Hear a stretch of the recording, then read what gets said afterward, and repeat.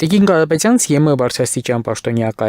ընտրություններից առաջ խոսեց Հայաստանին օգնություն տրամադրելու մասին, ինչ է սա նշանակում եւ ինչու իշխանություններն ունեն դրա կարիքը։ Հանրապետությամբ պետք է ասել, որ բոլոր ընտրությունների ժամանակ մենք ունեցել ենք ծրագրեր, այսինքն Հայաստանի Հանրապետության քաղաքացիությունը ստացել է ծրագրեր, որ հնարավորություն է ունեցել վերահսկողություն իրականացնել ընտրությունների բոլոր этаպներում։ Այսինքն մոնիտորինգ է իրականացնել, որպես դիտորդներ ենք մենք գրանցվել,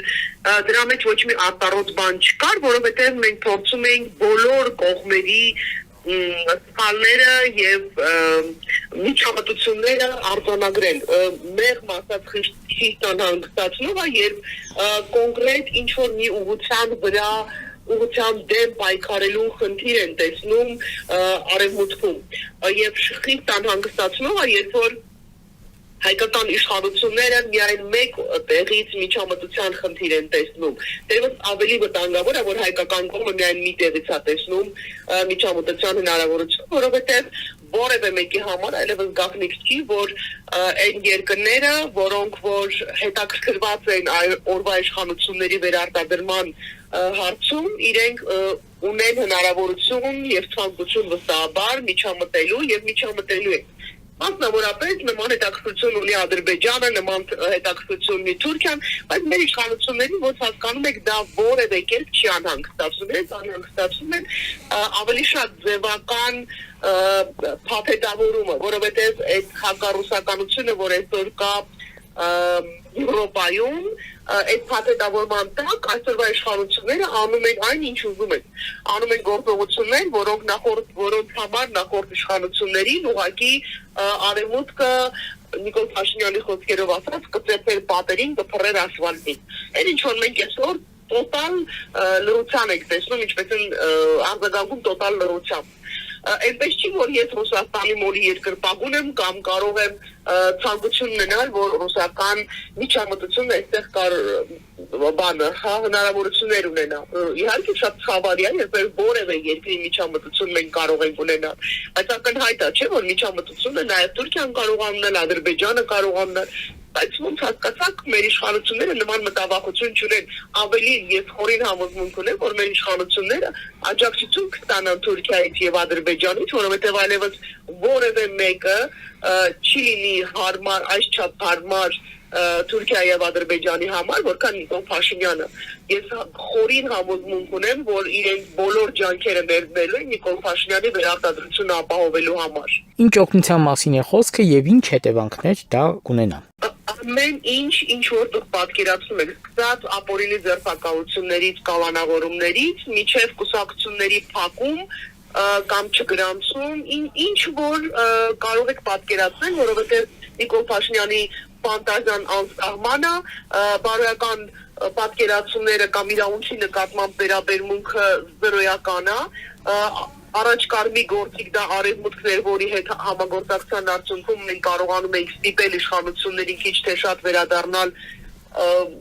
իրավական, օրինական դաշտ վերադառնալ, բայց այդ գործիքն էլ այլևս չկա, եւ Նիկոլ Փաշինյանը անելու է ամեն ինչ, անգամ այն, ինչ մենք այս պահին պատկերացնել չենք կարող, եւ դա արվելու է տոտալ լռության ներքո։ Դուք խնդիր չեք տեսնում արտաքին աջակցության հարցում։ Ոմանք այստեղ նույնիսկ պետական դավաճանության տարրեր են տեսնում։ Համամիտ եք։ Դեսիկ մենք բոլոր ժամանակներում, ես սկզբից էլ ասացի, որ մենք բոլոր ժամանակներում ունեցել ենք նման պրոյեկտներ, երբ որ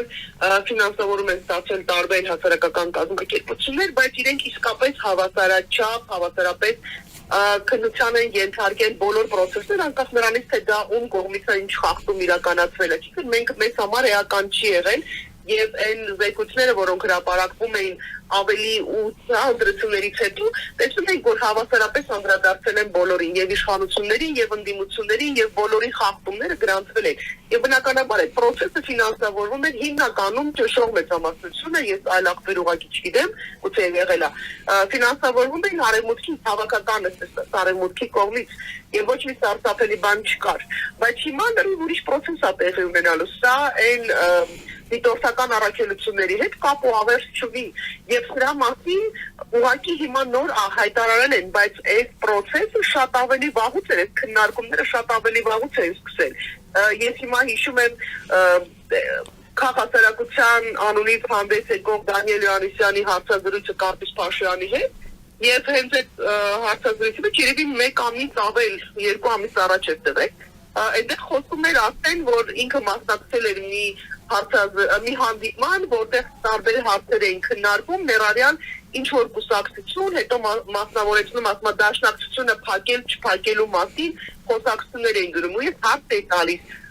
ով կարող է քննարկի ինչ որ կուսակցություն փակել կամ չփակելու մասին բացի իշխանություններից որ այլ կառույց է Հայաստանի Հանրապետության ներսում կամ հավաքական խումբը ունի նման լիազորություններ դա միայն իշխանությունը ասում է թե Դանիել Յովհաննիսյանը մասնակցում էր այնպիսի հանդիպումների մի 2 ամիս առաջ դեռևս որտեղ քննարկում էին կուսակցություն փակել չփակելու մասին խոսքներ քննարկումներ էին տեղի ունենում իսկ դա նշանակում է որ այդ խոսակցությունը շատ վաղուց են տեղի ունեցել 1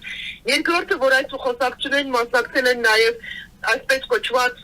քաղաքացիական ներկայացուցիչները, որոնք հանդես են գալիս որպես անաչառ, անկողմնակալ, որպես էքսպերտային ինչ որ խմբեր, բայց իրականության մեջ իրենք Նիկոլ Փաշինյանի ինչ ասեմ, ֆան կլուբն են ներկայացնում, հա, ֆանատներն են Նիկոլ Փաշինյանի եւ իր անձնական օգտագործման քաղաքացիություններ շատ վաղուց արդեն դարձել, իսկ հիմա այլևս բացահայտ են դա անում։ Եվ վերջապես ամենակարևոր խնդիրը դա շատ հարմարավետ ներկայացվել է արևմուտքին, Եվրոպային են ներկայացվել, իբր իրենց շահերը այդտեղ ներկայացնելու, հա, Ռուսաստանին տարածաշրջանից հեռացնելու։ Նորից ես կողմնակից եմ Ռուսաստանի Դաշնության հետ ավելի կարգավորված հարաբերություններին ես միշտ կողմ եմ եղել որ Ռուսաստանի Դաշնությունը Հայաստանում այսչափ ներկայացված չլինի, այսչափ հնարավորություններ եւ գործիքակազմեր չունենա, բայց այդ փաթեթավորման ներքո իրականացվելու է դիկտատուրայի ամրագրում Նիկոլ Փաշինյանը ուղիղ ճանապարհով եւ ուղիղ քայլերով գնում է դեպի դիկտատուրայի ամրագրում եւ դա անում է ցավում եմ, բայց արևմուտքի աջակցությամբ օգնությամբ արևմուտքի խորապես անտարբեր են այն մտքի հետ թե ինչա տեղի ունենալու ստեղ հետո դա մենք պիտի հետաքրքրված ենք դա մենք որպես հասարակություն որպես ժողովուրդ որպես ազգ մենք պետք է կարողանանք մեզ համար որոշել մենք համաձայն ենք այս խաղի կանոնների հետ թե չէ խոսքը Ռուսաստանի Դաշնության ստեղ մնալու մասին չի կամ ռուսական գործակալների ստեղ պաշտոնների գալու մասին չի խոսքը նրա մասին է որ ցանկացած մեկին ում կցանկանա Նիկոլ Փաշինյանը կանանավորել քրեական գործ կեղծ կարել իր վրա հետապնդումների ենթարկել կամ ցանկացած կուսակցություն որի վրա մատը գտանի Նիկոլ Փաշինյանը որպես ապագետու կփակել այդ կուսակցությունը այդ դրա մասին է մենք պիտի ժողովրդավարական պայմաններում ապրենք թե մի դեգեներատ դիկտատոր պետք է մեր գլխին ունենանք որը մեր փոխարեն մեր որոշումներ կկայացնի եւ մեր փոխարեն մեր իրավունքները կիրացնի կլրացնի կամ կկրճատի մեր իրավունքները սրա մասին է խոսքը